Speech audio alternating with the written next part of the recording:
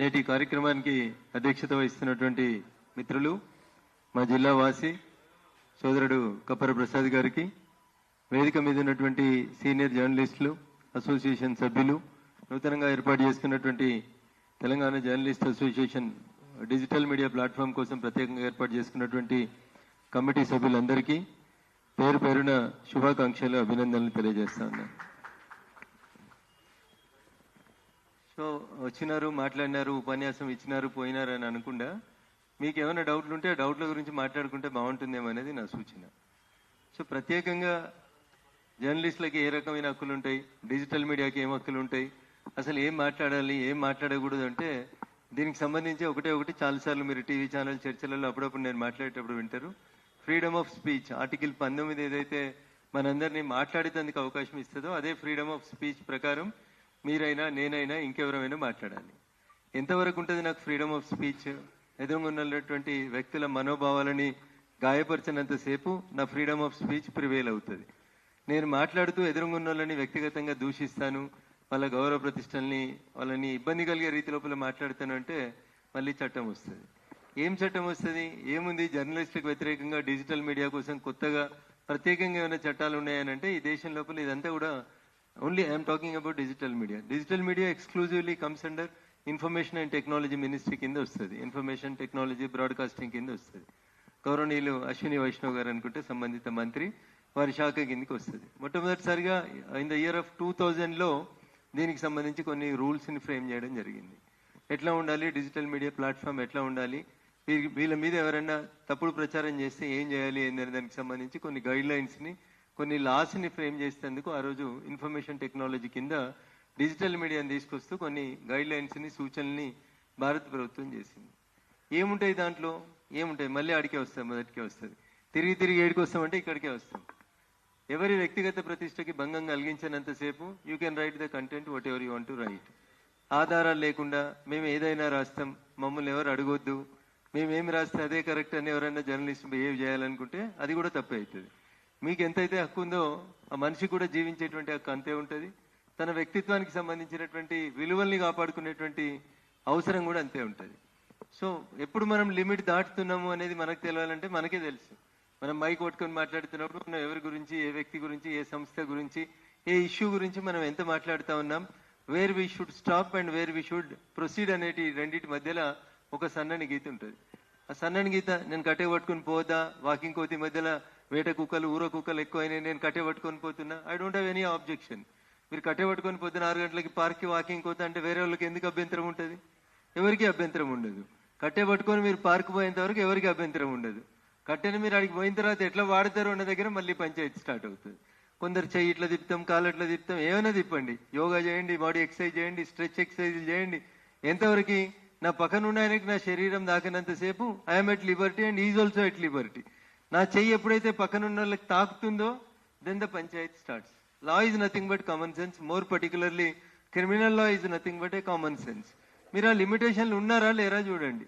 నేను పొద్దున్నే యోగా చేస్తున్న పార్కులో, పక్కన ఉన్న ఆయనకి దాకింది చెయ్యి, కొట్లాట అయింది. నువ్వు పార్కులో స్ట్రెచ్ ఎక్సర్సైజ్ చేసేటప్పుడు ఎంతవరకు స్ట్రెచ్ చేయాలో అంతవరకే చెయ్యి. నీ పక్కన ఇంకొక ఆయన నడుస్తున్న ఆయనకు దాకొద్దు.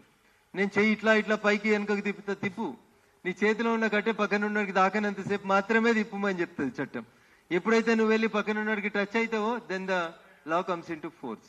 దిస్ ఈజ్ కామన్ సెన్స్ అన్న. డిజిటల్ మీడియాకైనా జర్నలిస్టులకైనా ఒక రూల్స్, ఎథిక్స్ అంటూ ఎక్కడ దాకా ఉండాలి అంటే, మనం మాట్లాడుతున్నాం ఒక వార్త, మనకంటే ముందు ఒక టీవీ ఛానల్ ఇస్తుందేమో అని ఆతృత లోపల మనం పోయి ఏదో తొందరపడి ఇవ్వాల్సినటువంటి అవసరం లేదు.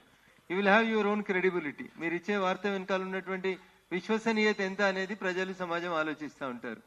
ఏదో రాసేయాలి, ఏదో బతకాలి కాబట్టి ఎవరి మీదనో బురద జల్లాలి, ఆయన తెల్లబట్టలు వేసుకున్నాడు కాబట్టి ఆయన మీద ఎంత బురద వేసిపోతాం, తర్వాత ఆయనే అడుక్కుంటాడు అంటే కుదరదు. అందులోపల ముఖ్యంగా మీరు అందరు కూడా ఎలక్ట్రానిక్ మీడియాని, డిజిటలైజేషన్ వాడుతూ ఉంటారు కాబట్టి డిజిటల్ లాస్ లోపల సెక్షన్ 69, సెక్షన్ 70 అని రెండు కొత్తగా ఇన్ఫర్మేషన్ అండ్ టెక్నాలజీ రూల్స్ లోపల వచ్చిన దాంట్లో ఉన్నాయి.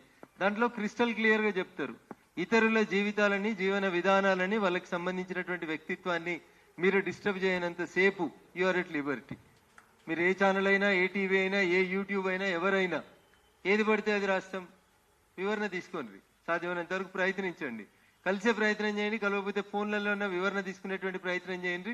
అట్లీస్ట్ ఉరి తీసే కంటే ముందు కసబునైనా నీ చివరి కోరిక ఏందని అడుగుతారు. అట్లా మీరు వార్త రాసే కంటే ముందు ఒక సంస్థనో ఒక వ్యక్తినో ఒక పార్టీనో మీరు పోస్ట్ మార్టం చేయాలనుకున్నప్పుడు దయచేసి వాళ్ళ ఒపీనియన్ ఏంది, వాళ్ళ అభిప్రాయం చెప్పమనండి. అన్న నీ మీద ఆరోపణలు వచ్చినాయి, మీరు ఏం చెప్పాలనుకుంటున్నారు ఈ ఆరోపణకు సంబంధించి అని ఒక మాట అడగండి.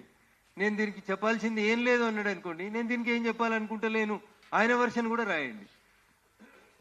చివరి కోరిక ఏంటంటే అందరు చివరి కోరిక ఏందో చెప్పరు ఉరిదిష్టప్పుడు. కొందరు చెప్తారు నాకు ఈ చివరి కోరిక ఉంది, ఇది మా అమ్మ నాన్నని చూడాలని ఉంది, లేకపోతే మా పిల్లలకి నా ఆస్తి ఏదో చెప్పుకోవాలి, ఒకసారి మా వాళ్ళని కలవాలనుకుంటున్నాను, మా కుటుంబ సభ్యులు రకరకాల వ్యక్తులు చెప్తా ఉంటారు. నేను కసబ్నే ఎందుకు ఉదాహరణ చెప్పినా అంటే అన్నిటికంటే హీనియస్ క్రైమ్ అయినటువంటి కేసులోనే కసబ్ లాంటి ఉరి తీయాలంటేనే అన్ని సంవత్సరాలు మన న్యాయ వ్యవస్థ పనిచేసింది. ఆఖరికి ఉరి తీసే రోజు కూడా ముందు రోజు నీకేమైనా చివరి కోరికలు ఉన్నాయా, నువ్వు చెప్పాల్సింది ఏమైనా ఉందా అనేది అడుగుతారు.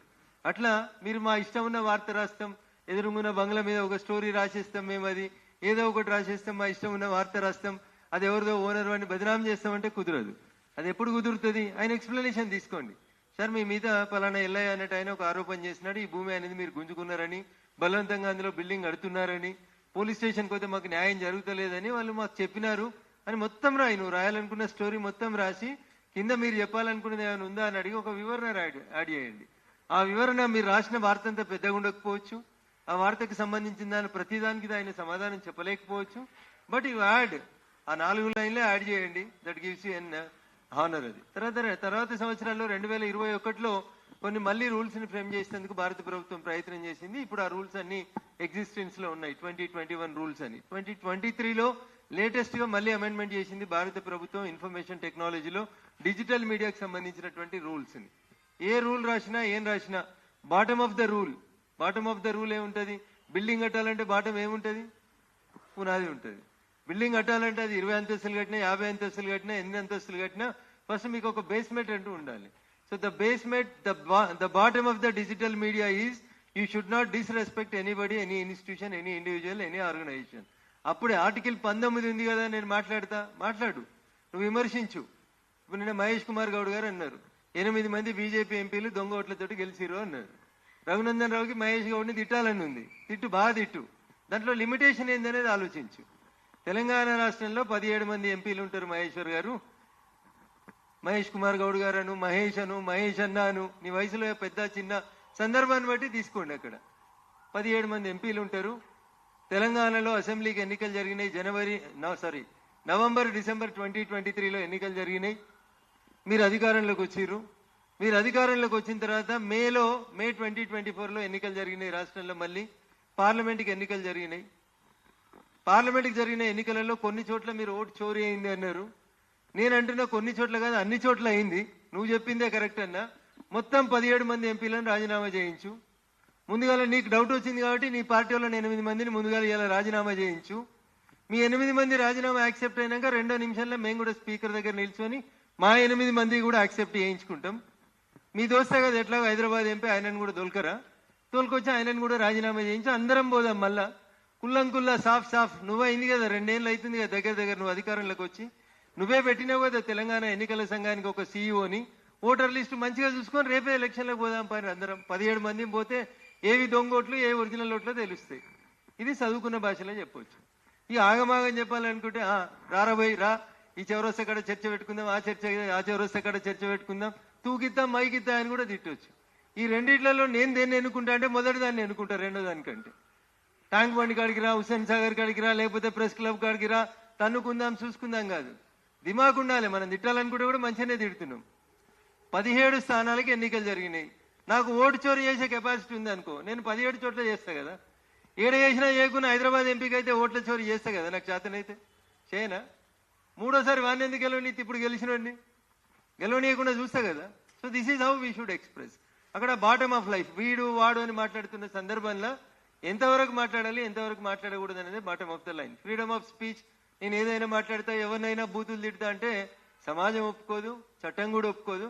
అదే ఆర్టికల్ 19 చాలాసార్లు రఘునందన్ రావు టీవీలలో చెప్పే ఆర్టికల్ 19 ఏదైతుందో, ఏ ఆర్టికల్ 19 అయితే మనకు ఫ్రీడమ్ ఆఫ్ స్పీచ్ ఇస్తుందో అదే ఆర్టికల్ 19 ఎక్కడ ఆగాలో చెప్తుంది మనకి.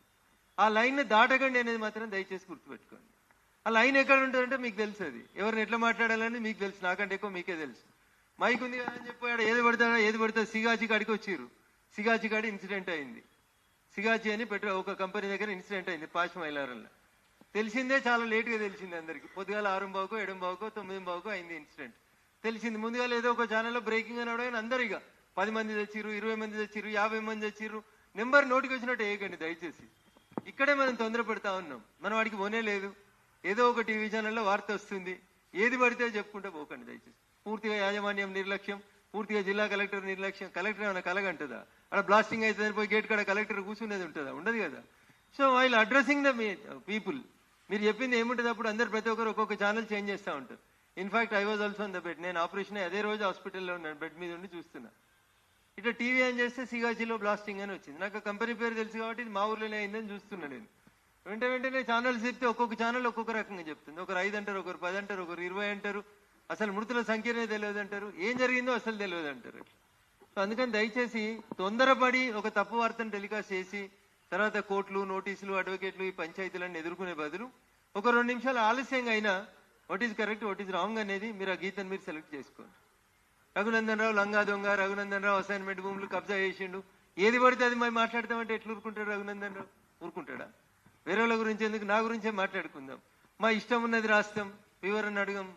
నేను కూడా అడుగుతా కదా, ఎవరిరా నువ్వు అసలు, నీ పేపర్కున్న క్రెడిబిలిటీ ఏంది అని అడగాలనా వద్దా? అప్పుడు దిస్ ఈజ్ ద లైన్. ఆ సన్నని లైన్ ఏడు ఉంటుందంటే, ఎవరి సంసారంలోనైనా మనం ఏలు పెట్టాలనుకున్నప్పుడు, ఎవరి వ్యక్తిగత వ్యవహారాలలోనైనా మనం ఏలు పెట్టాలనుకున్నప్పుడు ఒళ్ళు దగ్గర పెట్టుకోకపోతే రేపు ఒళ్ళు హునం అవుతుంది. అది మీకైనా అవుతుంది, మాకైనా అవుతుంది. ఈ జాగ్రత్తలు తీసుకోవాలి. తీసుకోకపోతే దీన్నే క్రాసింగ్ ఆఫ్ ద లిమిట్స్ అంటారు. బార్డర్ క్రాస్ చేస్తామని పోతాడు సైనికుడు. దేనికి సిద్ధంగా ఉండాలి? బార్డర్ క్రాస్ చేస్తే దేనికి సిద్ధంగా ఉండాలి? చంపేందుకైనా సిద్ధంగా ఉండాలి, సచ్చితందుకైనా సిద్ధంగా ఉండాలి. ఖాళీ తుపాకీ జేబులో పెట్టుకొని నేను బార్డర్ దాటుతా అంటే ఎదురుగా పోయిన సైనికుడు నేను ఖాళీగా చూసి పంపిస్తాడా? పాపం అన్న దగ్గర తుపాకీ ఖాళీగా ఉంది, మళ్ళీ రాపో తుపాకీ నింపుకొని రాపో అని తోలిస్తాడా లోపలికి? వాడి డ్యూటీ వాడు చేస్తాడు, కొట్టేస్తాడు. అట్లే మన లిమిటేషన్ ఏందనేది మీకు తెలుసు. ఆ లిమిటేషన్లో వ్యక్తిగత జీవితాన్ని కొంచెం దయించి రాసేటప్పుడు చాలా జాగ్రత్తగా డీల్ చేయండి. ఈ మధ్యలో ఇంకొక రిక్వెస్ట్, నేను రోజు ఊకే అందరితో మాట్లాడుతున్నప్పుడు కూడా చెప్తా ఉన్నా. దరిద్రమైన వార్తలు, చండాలమైన వార్తలు, సమాజానికి ఏ రకంగా ఉపయోగపడని వార్తలు దయచేసి వాటిని ఊకే ఏసీ ప్లేట్ బ్రేకింగ్లు, స్లేట్ బ్రేకింగ్లు వేసి ఆ బుసా పెట్టి ఇంట్లో చంపకూరు దయచేసి. ఈమె వాడిని ఎందుకు చంపిందో తెలియదు, వాడు ఈమెను ఎందుకు చంపిండో తెలియదు. ఏం క్రైమ్ వార్తలు అన్న? అది ఏమైనా మంచి వార్త కనబడుతుందా అన్న? రోజు పేపర్లో చూస్తే, టీవీలో చూస్తే. టీవీ పెట్టాలంటే చిన్నపిల్లలు టీవీ ముందు మనతో పాటు ఉంటే భయం అవుతుంది అంటున్నా. పెద్ద పెద్ద హెడ్లైన్స్ పెట్టి సగం పేజీలు రాస్తున్నారు వార్తల మీద. మనమే స్టోరీ అల్లి రాస్తా ఉన్నాం. వాడు కుక్కర్లో వండిండని, వాడు కాళ్ళు ఇరుకొట్టిండని, వాళ్ళు చేయిలు కోసిరని, వాళ్ళు రంపం తెచ్చిరని. ఏం వార్తలే ఇవన్నీ? నువ్వు కలగన్నావా? నువ్వు అని ఇంట్లోకి పోయి చూసినావా వాడు రంపం పెట్టి కోయంగా? ఏం వార్తలు అన్న ఇవి? భర్త భార్యను హత్య చేసిండు, అంతే రాయి, ఒకటే లైన్, 2 లైన్ రాసి వదిలేసేయి. అది కాదు, రంపం తెచ్చిండంట, తలకాయ కోసేసిండంట, తర్వాత చెయ్యి కోసిండంట, మీద కూర్చున్నాడంట, తర్వాత కాలు కోసిండంట. ఏం రాసుడే ఇవన్నీ? దేనికి ఉపయోగపడతాయి ఇవి? మొత్తం వార్త ఏంది? భర్త భార్యను చంపిండు, లేదా భార్య భర్తను చంపింది. ఇవి వార్తలు. రోజు ఇవే మీరు టెలికాస్ట్ చేస్తుంటే ఏమవుతుందంటే కొత్త వాళ్ళు నేర్చుకుంటున్నారు. కూకట్పల్లిలో ఒక 10th చిన్న పాప, పేర్లు చెప్పడం బాగుండదు, ఒక మైనర్ గర్ల్ మర్డర్ జరిగింది. ఎవరు చేసిరే? ఇంకో మైనర్ చేసిండు. వాడు పెన్ను పేపర్ పెట్టి రాసుకున్నాడు, పోయం రాసినట్టు రాసిండు, స్టెప్ వైజ్ రాసిండు. గోడ ఎట్లా దుంకాలి, దుంకిన తర్వాత ఇంట్లోకి ఎట్లా పోవాలి, డబ్బులు ఎక్కడెక్కడ ఉంటాయి, ఇవే అన్నారు. అవి కూడా మనం అర్ధ గంట సేపు చూపిస్తున్నాం, పెద్ద పెద్ద ఛానల్లో చూపిస్తారు. వీళ్ళే గ్రాఫిక్స్ వేసి ఇటుకెళ్ళి ఎగిరి ఇటు దుంకిండు, ఈ బిల్డింగ్ మధ్యలో 2 గజాల దూరం ఉంటుంది కాబట్టి ఒక పిల్లగాడు దుంకోవచ్చు అంటే ఇంకోటి దుంకేదానికి ప్రయత్నం చేయండి అని చెప్పడం అన్నట్టు. మనం మొత్తం ఆమె చచ్చిపోలేదో అని డౌట్ వచ్చి కడుపులో 21 సార్లు పొడిచిండు. నిన్నెవరో యూట్యూబ్ ఛానల్ రాత్రి నిద్ర రాక చూస్తా ఉంటే గింతే ఉంటాడు వాళ్ళ తమ్ముడు అంట, చచ్చిపోయిన అమ్మాయి వాళ్ళ తమ్ముడు.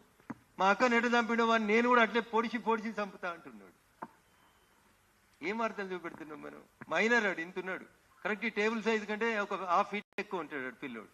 వాడు చెప్తున్నాడు చనిపోయిన అమ్మాయి వాళ్ళ తమ్ముడు. నేను కూడా వాడు జైలుకి వెళ్ళి బయటికి రాగానే పొడిచి ఇట్లా చూపిస్తున్నాడు, పొడిచి చంపుతా అని. అంటే ఈ పొడిచి అనేది ఏడికెళ్ళి వస్తుంది? మనం చూపిస్తేనే వస్తుంది. దయించి kindly don't encourage such type of crime news అన్న. ఇది నా sincere appeal from my whole heart. నేను చెప్తా ఉన్నా, అందరి ఇళ్లలో పిల్లలు ఉంటారు, ఆడపిల్లలు ఉంటారు, రకరకాల ఇష్యూస్ ఉంటాయి.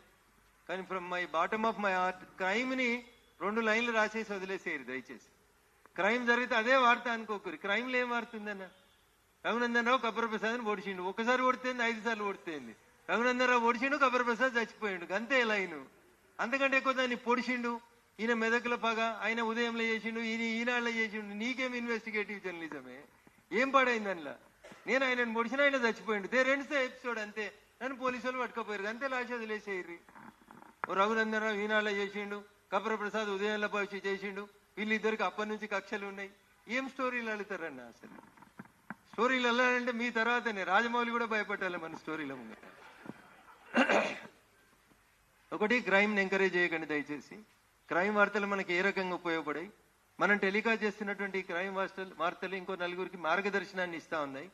ఇంకో నలుగురు ఆ యూట్యూబ్ ఛానళ్ళని వీటిని వాటిని చూసి కొత్త క్రైమ్ ఎట్లా చేయాలో నేర్చుకుంటున్నారు.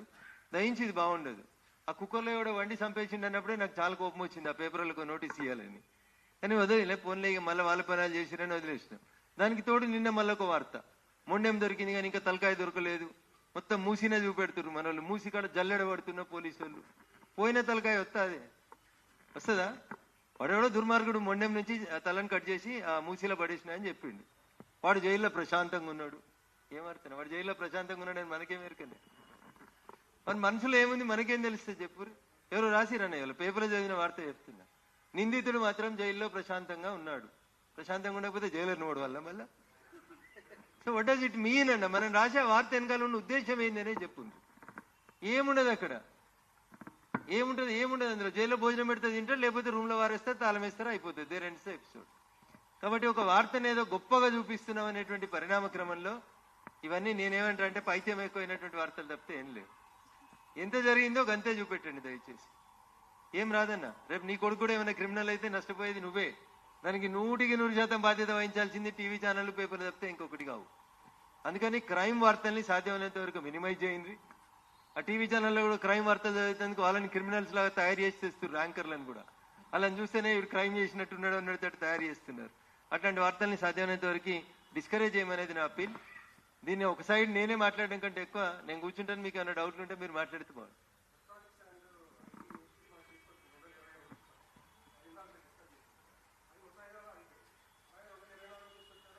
23లో 21లో ఒకసారి తెచ్చారు రూల్స్, తర్వాత 23లో మళ్ళీ ఒకసారి కొన్ని అమెండెడ్ రూల్స్ తీసుకొచ్చారు.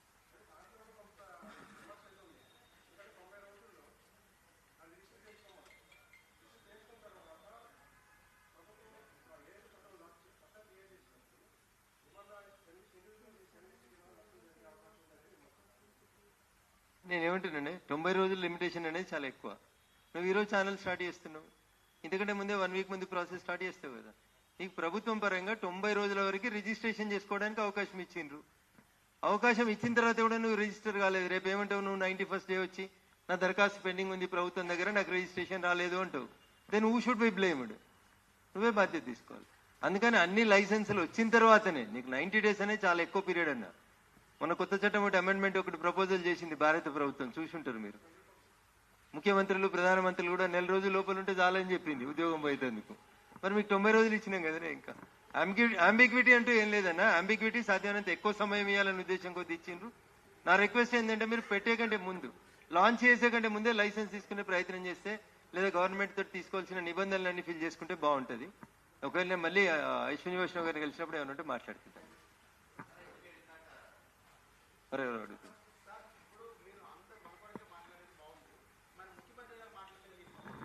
ఏం మాట్లాడారు? ఒకరు కంప్లైంట్ ఇచ్చిరా ఇలా? అన్న నువ్వు కంప్లైంట్ ఇచ్చినావా అంటున్నా. నేను ఒక యూట్యూబ్ ఛానల్ నడుపుతున్నా, ముఖ్యమంత్రి గారు అట్లా తిట్టిర్రు. తెల్లారి నేను ఏం చేయాలి? మీరే కంప్లైంట్ ఇచ్చిందని ధైర్యం లేకపోతే ఎట్లా? కంప్లైంట్ ఇచ్చిండు, పోలీసు వాడు చేయడన్నా, ఆయన ముఖ్యమంత్రి. నెక్స్ట్ క్వశ్చన్, అంతేనా? చేయలేదు, రిజిస్టర్ పోస్ట్ పంపు. చట్టం ఏం చెప్తుందంటే, నేను పోయి పోలీస్ స్టేషన్లో కంప్లైంట్ ఇచ్చిన, ఎఫ్ఐఆర్ చేయడానికి పోలీసు వాళ్ళు ఇంట్రెస్ట్ చూపిస్తలేరు, తెలిసో తెలియకనో వాళ్ళకి భయపట్టో ఇంకేదో ఉండో వాళ్ళు కేసు చేస్తలేరు. నెక్స్ట్ మన ముందున్న మార్గం ఏంది? సిఐ గారి దగ్గరకు, ఎస్ఐ గారి దగ్గరకు పోతాం, కలుస్తాం, దరఖాస్తు ఇస్తాం, తీసుకుంటలేడు. బయటకు వస్తావు, రిజిస్టర్ పోస్ట్లో పంపించేస్తావు. అక్నాలజ్మెంట్ కార్డు వస్తుంది కదా ముట్టినట్టు, దట్ ఈస్ సఫిషియంట్. సిఐకో ఎస్ఐకో లేకపోతే ఇంకా మామూలు భాషలో చెప్పాలంటే SHO అంటాం మేము, స్టేషన్ హౌస్ ఆఫీసర్. ఎవరుంటే వాళ్ళు తీసుకొని సంతకం పెట్టి ఇస్తారు నీకు. వెయిట్ ఫర్ 1 week, కాలేదు. ఆయన పై ఆఫీసర్ DSP దగ్గర complaint, wait for another 1 week, కాలేదు. పట్టణంలలో అయితే DCP, ఊర్లలో అయితే SPని కలిసి కంప్లైంట్ ఇవ్వండి, కాలేదు. Then you approach the court under 200 CRPC, కేసు రిజిస్టర్ అవుతుంది. సో ఒక్క యూట్యూబ్ ఛానల్ మిత్రుడు కూడా సీఎం మీద కేసు కనీసం పోలీస్ స్టేషన్ దగ్గరికి పోయి ఫైన్ చేసేందుకు ప్రయత్నం చేసిరని కూడా నేను ఎక్కడ వార్త చూడలే.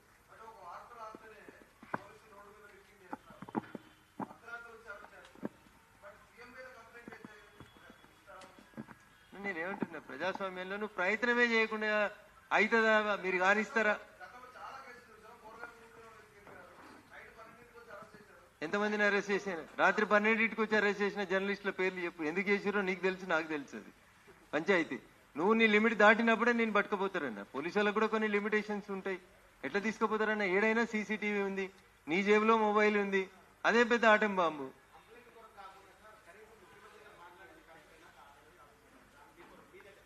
నేనేమంటున్నాను, ముఖ్యమంత్రి ఆయనే, ముఖ్యమంత్రి హోదాలో ఆ మాట మాట్లాడడం అనేది తప్పు. బాధ్యతాయుత స్థానంలో ఉన్నప్పుడు ఎవరైనా యూట్యూబ్ ఛానల్ మిత్రులు తప్పు చేస్తున్నారు, సరిదిద్దుకోమని చెప్పు. వాళ్ళే యజమానులు కాబట్టి గిట్లే పిలిచి చెప్పు. లేదా మీ దగ్గర ఒక ఇన్ఫర్మేషన్ మినిస్ట్రీ ఉంటుంది కదా, వాళ్ళు ప్రతి క్యాబినెట్ తర్వాత బ్రీఫింగ్ చేస్తాడు కదా. మనకి ఉన్నాడు అన్న, ఇక్కడ స్టేట్లో ఉంటాడు కదా, ఐఎన్బి మినిస్టర్ ఉంటాడు కదా, ఎవరో ఒకరు ఉంటాడు కదా, ఆ మినిస్టర్కి ఒక ప్రింటివ్ కంప్లైంట్ తీసుకుపోయి ఇవ్వండి. 100% అట్లా మాట్లాడడం తప్పు. ఎవరిని మాట్లాడినా తప్పు. రఘునందన్ రావు ఇందాక ఏదో మాట్లాడినాడు, అట్లా కొన్ని పదాలు కూడా తప్పు ఉండవచ్చు. కానీ లిమిటేషన్ షుడ్ బి దేర్ అని చెప్పడానికి నేను ఉదాహరణ చెప్పినప్పుడు చెప్పిన పదాలు అవి.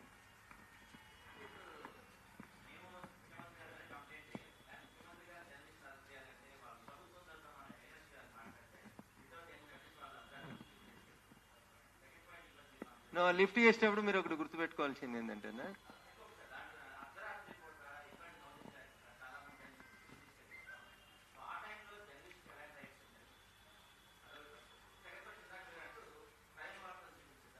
చూపించద్దండి, తక్కువ చూపించండి.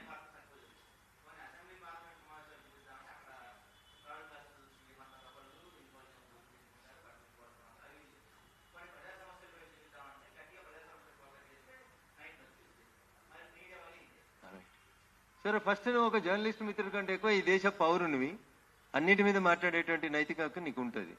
నిన్ను అరెస్ట్ చేసారు, నన్ను కూడా అరెస్ట్ చేస్తారు చాలాసార్లు, మిమ్మల్ని కూడా చేస్తారు, తీసుకుపోతారు. మీకు చెప్పుకోవడానికి అక్కడ ఒక జడ్జి ముంగట ప్రొడ్యూస్ చేస్తారు. ఎప్పుడు తీసుకుపోయినా ఏదో ఒక టైంలో అయితే మిమ్మల్ని జడ్జి దగ్గర తీసుకుపోతారు. ముందు దవాఖానికి తీసుకుపోతారు, మంచిగా ఉన్నారా లేరా చూస్తారు, తర్వాత తీసుకొచ్చి జడ్జి దగ్గర ప్రొడ్యూస్ చేస్తారు. అప్పుడు నీకున్నటువంటి హక్కులు ఏంది అనేది నీకు తెలిస్తే సగం మంది పోలీసులు మనల్ని ముట్టడానికి భయపడతారు. సో అప్పుడు మనకుండే హక్కు ఏంటంటే పేరు అడుగుతారు. ఫస్ట్ జడ్జి దగ్గర ప్రొడ్యూస్ చేయగానే మీ పేరు, మీ తండ్రి పేరు, పోలీసు వాళ్ళు కొట్టినరా అని అడుగుతారు. ఈ 3 క్వశ్చన్స్ లేదా 4th క్వశ్చన్, మిమ్మల్ని ఎప్పుడు కస్టడీలోకి తీసుకున్నారని ఈ 4 ప్రశ్నల్ని కంపల్సరీ ప్రతి జడ్జి అడగాలి. కానీ నేను పొట్టు కొట్టిరు పోలీసులు, శరీరం అంతా రక్తాలు కనబడుతున్నాయి, ఎట్లా మాట్లాడలేడు కాబట్టి నేను రాత్రిపూట 8 గంటలకు తీసుకుపోతారు, జడ్జి ఇంటికి తీసుకుపోతారు. జనరల్గా జరిగే లాక్యునస్ చెప్తా ఉన్నా నేను. వాళ్ళు ఎవరో లేడీ జడ్జి ఉంటుంది, ఆమె లోపల కూర్చొని ఉంటుంది, ఈయన తల బయట నిల్చోబెడతారు, తొంగి చూసి చూడనట్టు కనబడినట్టు ఉంటుంది. ఈయన ఇట్లా పోలీసు వాడు పట్టుకొని ఉంటాడు ఆ తల పక్కన, ఈయన ఏమైనా మాట్లాడతాడు అనుకుంటే ఇట్లా ఒత్తుతుంటాడు అన్నట్టు చెయ్యి. అప్పుడే మనం చెప్పుకోవాలి. సరే, నన్ను తీసుకొని 24 గంటల కంటే ఎక్కువ అయింది, జడ్జి గారు నేను కొన్ని విషయాల మీద మాట్లాడాలనుకుంటున్నా అని చెప్పాలి. అంతే. ఏముంటుంది, షర్ట్ తిప్పి అమ్మ ఇన్ని దెబ్బలు ఉన్నాయి నా శరీరం మీద, లేకపోతే జడ్జి గారు నా శరీరం మీద ఇన్ని దెబ్బలు ఉన్నాయి, పోలీసు వాళ్ళు నన్ను కస్టడీలోకి తీసుకొని 4 రోజులు అయింది, నా భార్య పిల్లలకి ఎవరికి తెలియలేదు, పొట్టు కొట్టిరు, ఇక నా శరీరం మీద ఉన్న గాయాలని పోలీసు వాళ్ళు కొడితేనే అయినాయి, మీరు ఇది రాసి ఇప్పుడు నన్ను దవాఖానకు పంపురు, ఈ పోలీసు వాళ్ళు తీసుకుపోతే మళ్ళీ కొడతారమ్మా అని చెప్పాలి. ఒక్కసారి నీ నోట్లోకి వచ్చిన అక్షరాన్ని ఆమె డాకెట్ అంటారు, ఆమె రాసి రిమైండ్ రాసి డాకెట్ మీద అవన్నీ వచ్చినాయి అనుకోండి, ఆటోమేటిక్గా పోలీసుల మీద కేసులు రిజిస్టర్ అవుతాయి. ఇదే హ్యూమన్ రైట్స్ చదువుకున్నప్పుడు మేము నేర్చుకున్నది. మీరు కూడా హ్యూమన్ రైట్స్ని ఫాలో కావాలి. సో జడ్జి గారు కంపల్సరీ మీ పేరు, మీ ఊరు, మిమ్మల్ని పోలీసు వాళ్ళు ఎప్పుడు కస్టడీలోకి తీసుకున్నారు, కస్టడీలో మిమ్మల్ని పోలీసు వాళ్ళు కొట్టినరా, ఇవి అడుగుతుంది. 4 ప్రశ్నలు అడుగుతారు. లేడీ జడ్జి ఉన్నా జెంట్స్ ఉన్నా అడుగుతారు. వాళ్ళు అడగలేదనుకో, 14 రోజులు రిమాండ్ చేసినాం పోన్రే అని అన్నారు అనుకో, జడ్జి గారు నేను ఒక మాట చెప్పేది అని గట్టిగా అరువుండ్రి, తల బయట ఉంటుంది, తలుపు లోపల ఉంటుంది, అప్పుడు లోపల తీసుకురమ్మంటుంది. అప్పుడు చెప్పండి, అమ్మ నేను ఈ వార్త రాసిన, అందుకని నేను రాత్రిపూట తీసుకుపోయారు, అరే ముఖ్యమంత్రికి వ్యతిరేకంగా రాస్తావా, నేను చంపేస్తామని చెప్పిర్రు, ఎన్కౌంటర్ చేస్తామన్నారు, అర్ధరాత్రి అన్ని అడుగుల పొంటి తిప్పిర్రు, భయపెట్టించిర్రు, ఇంకోసారి ఇట్లాంటి వార్తలు రాస్తే నువ్వు బతకవని చెప్పిండ్రు. నువ్వు ఏం చెప్పాలనుకుంటే చెప్పు, 1 ఉంటే 4 చెప్పు, అయిపోయి ఇంకేముంది. ఉల్టా కేసు వాళ్ళ మీద కేసు అవుతుంది, ఎఫ్ఐఆర్ అవుతుంది, ఎస్హెచ్ఓని పిలుస్తారు, నేను హాస్పిటల్కి పంపిస్తారు, నీకు ట్రీట్మెంట్ స్టార్ట్ అవుతుంది. సో ఒక్క ముద్దాయి కూడా అట్లా చెప్పాడు, భయపడతాడు. నాలాంటి 2-3 సార్లు రిమాండ్ చేసినప్పుడు నేను ఇట్లా ఎదురు తిరిగి చెప్పినాను, కాబట్టి జరగాల్సిన న్యాయం జరుగుతుంది.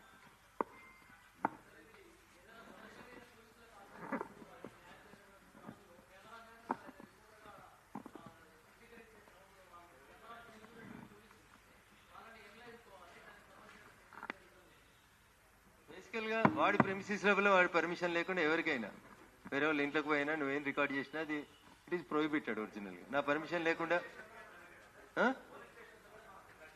అంటే ఆయన కూర్చున్న రూమ్ ప్రొహిబిటెడ్ అంటాడు ఆయన. నా అనుమతి తీసుకోమంటాడు. బయట తీసుకో, నువ్వు దూరంకి వెళ్ళి తీసుకో. ఆయన రూమ్లో పోయి నువ్వు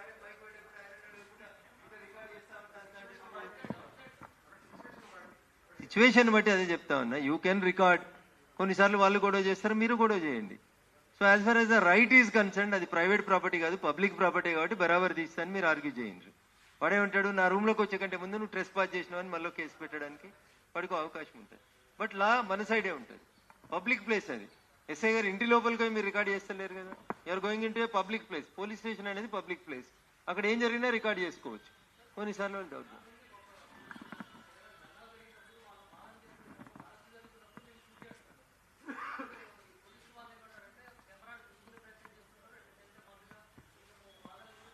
అది తెలివంతరం. అది కానిస్టేబుల్ మిత్రులకి తెలియక తొందరపడేటువంటి పరిణామం. నేను ఇంతకుముందు ఒక టీవీ ఛానల్ ఇంటర్వ్యూలో చెప్పినాను నేను. ఏమని, మనం మోటార్ సైకిల్ మీద పోతుంటే ఉరికొచ్చి ఫోటోలు కొట్టే కార్యక్రమం బంద్ చేయండి, దొరకబట్టే కార్యక్రమం బంద్ చేసారు. ఇప్పుడు నన్ను ఫోటో తీసే అధికారం వేరే వాళ్ళకి ఎవరికి లేదు, unless and until I give a permission. పోలీసులకి 2 సార్లే మన శరీరాన్ని ముట్టుకునే అధికారం ఉంటుంది. ఒకటి డ్రంక్ అండ్ డ్రైవ్ కేసులలో కంపల్సరీ ఆ ఊదు అనేటి ఒక పైప్ మన నోట్లో పెట్టే అధికారం ఒకటి ఉంటుంది. మన మీద ఆల్రెడీ ఎఫ్ఐఆర్ రిజిస్టర్ అయ్యి, ఇందాక మనం చెప్పుకున్న నేరాలు ఘోరాలు వార్తలు ఉన్నాయి కదా, అట్లాంటి వార్తలలో వెళ్ళిన మనం ముద్దాయిలం అయితే అప్పుడు మనల్ని ఫోటో తీసుకునేటువంటి అధికారం పోలీసులకు ఉంటుంది. ఒకటి డ్రంక్ అండ్ డ్రైవ్ కేసు, 2 ఘోరమైనటువంటి నేరారోపణ మీ మీద జరిగి ఒక ఎఫ్ఐఆర్ నమోదయ్యండి, మీరు పోలీసులకు కోఆపరేట్ చేస్తలేరు అన్నప్పుడు మిమ్మల్ని ఫోటో తీసుకునే అధికారం పోలీసులకు ఉంటుంది. అంతేగాని రోడ్డు మీద హెల్మెట్ లేకుండా పోతుంటే ఫోటోలు కొట్టుడు, ఎంబడిబడి ఉరుకొచ్చుడు, అది రైట్ లేదని నేను 2-3 టీవీ ఛానళ్ళని చెప్తే ఈ మధ్యలో పల్లెటూరు జనం కూడా కొట్లాడుతున్నారు. ఎందుకు తీస్తున్నావు ఈ ఫోటో అని కొట్లాడుతున్నారు. ఏమంటారు, డ్రంక్ అండ్ డ్రైవ్ లో మనల్ని ముట్టుకోవచ్చు అంటున్నా. మనల్ని ముట్టుకునే అధికారం పోలీసులకు వచ్చింది.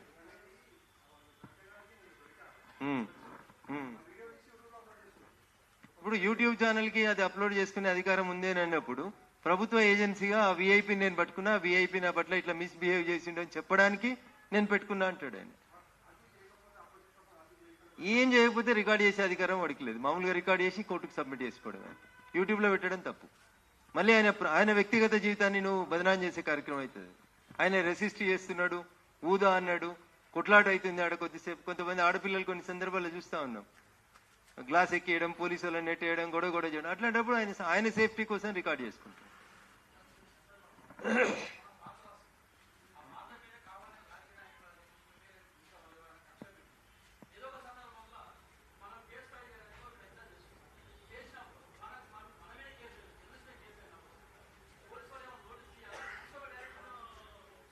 సుప్రీంకోర్టు ఇచ్చినటువంటి లేటెస్ట్ జడ్జిమెంట్స్ అన్నీ కూడా 7 సంవత్సరాల కంటే ఎక్కువ శిక్ష పడేటువంటి కేసులలో మనకందరికీ నోటీస్ ఇవ్వాలనే ఉంది. కానీ కొన్ని సందర్భాల లోపల పోలీసులు కంపల్సరీ రఘునందన్ రావుని రిమాండ్ చేయాలి. ఇది ముఖ్యమంత్రి ఆదేశం. ఏం చేయాలి? ఏదో ఒకటి చేయాలి. ఏం చేస్తే ఏం చేయొచ్చు? ఈయన మీద పాత 10-20 కేసులు కనబడుతుంటాయి. రఘునందన్ రావు అనేటోడు హ్యాబిచువల్ నేరస్తుడు. ఈయనని ఇప్పుడు వదిలిపెట్టేస్తే మళ్ళీ ఇంకొక నేరం చేస్తాడు. ఈయన మీద గతంలో 10 కేసులు ఉన్నాయి, 20 కేసులు ఉన్నాయి, 30 కేసులు ఉన్నాయని అన్ని జోడాయించి ఇట్లాంటి వాళ్ళకి స్టేషన్ బెయిల్ ఇస్తే ఇబ్బంది అవుతుంది. కాబట్టి 7 సంవత్సరాల కంటే తక్కువ శిక్ష పడే నేరం చేసినప్పటికీ కూడా ఈయన గత చరిత్రను చూస్తే ఈయన గత చరిత్రలో నేర చరిత్ర కనబడ్డది. కాబట్టి ఈయన రిమాండ్ చేయండి అని పెడతారు. అంతేగాని నోటీస్ ఇవ్వకుండా బిలో 7 years ఉన్న చోట మిమ్మల్ని తీసుకపోతే జడ్జిలే సాధ్యమైనంత వరకు రిటర్న్ పంపిస్తున్నారు, రిమాండ్ తీసుకుంటారు. Unless and until heinous crime అయితే తప్ప.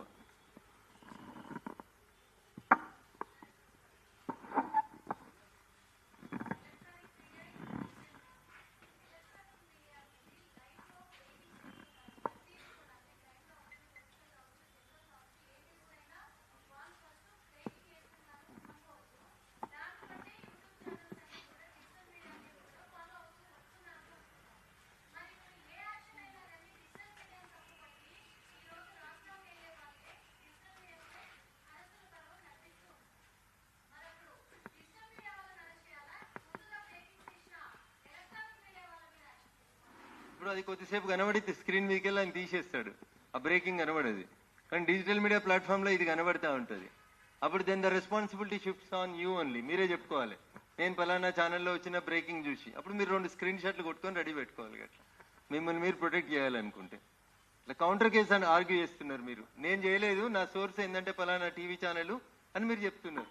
కానీ పోలీస్ ఆయన చూస్తున్నప్పుడు ఆ స్క్రీన్ మీద అది కనబడదు కదా. ఆయన 2 సార్లు 3 సార్లు వేసి తీసేసిండు కదా.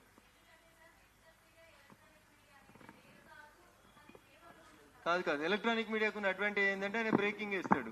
అది తప్పని ఎవరైనా ఫోన్ చేయగానే వెంటనే తీసేస్తాడు, ఆ స్లైడ్ తీసేస్తాడు, అయిపోతుంది. బట్ మీరు రాసినటువంటి ఆర్టికల్ మీరు ఏదో ఒకటి పోస్ట్ చేసి ఉంటారు కదా, ఒక ఆర్టికల్ ఏదో పోస్ట్ చేస్తారు కదా డిజిటల్ మీడియాలో, అది అట్లే ఉంటుంది కదా. దానివల్ల నష్టం జరుగుతుంది.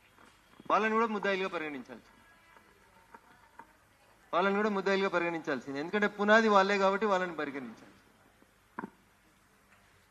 ఇంకా చాయ్ టైం అయిందా? స్వామి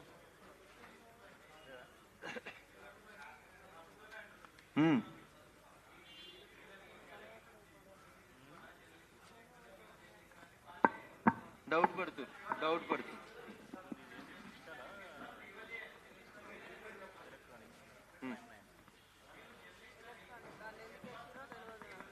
ప్రభుత్వాన్నే ఉంటుంది, ఇంకెవరి ఉంటుంది?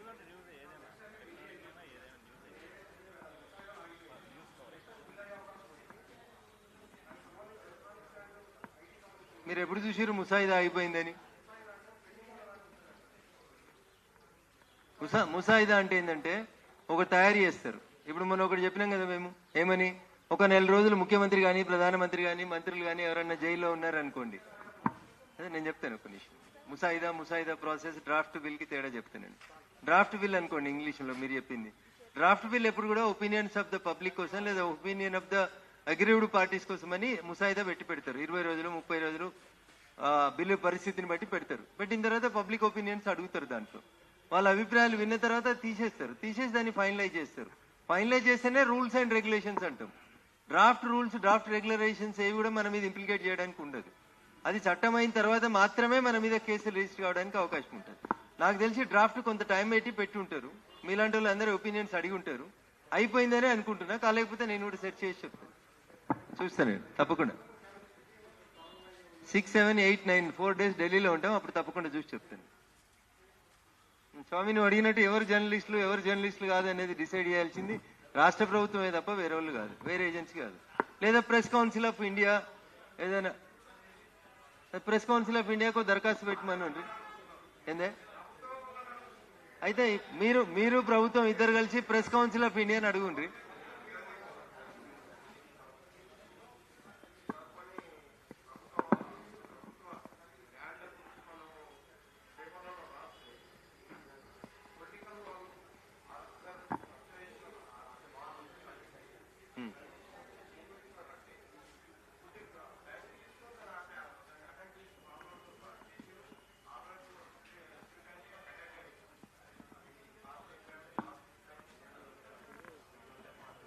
ఇప్పుడు జర్నలిస్ట్ రాసేటువంటి ప్రతి వార్త ఎవరినో ఒకరిని ఇబ్బంది పెడుతుంది.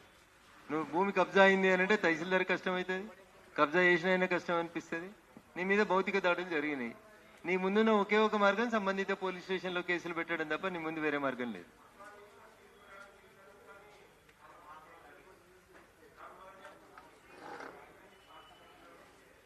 కోర్టులో ఫైల్ చేసి ప్రైవేట్ కంప్లైంట్ ఫైల్ చేయాలి. కోర్టులో ప్రైవేట్ కంప్లైంట్ ఫైల్ చేయాలి. పోలీసు వాళ్ళు మనకు కోఆపరేట్ చేయకపోతే కోర్టులో ప్రైవేట్ కంప్లైంట్ ఫైల్ చేయాలి. సెక్షన్ 200 CRPC కింద ఫైల్ చేసి వాళ్ళకి నోటీసులు ఇవ్వాలి. వ్యక్తిగతంగా ఏమైనా ఉంటే కల్వకుంట్ల ప్రసాద్ నేను చెప్తాను మళ్ళీ మీకు.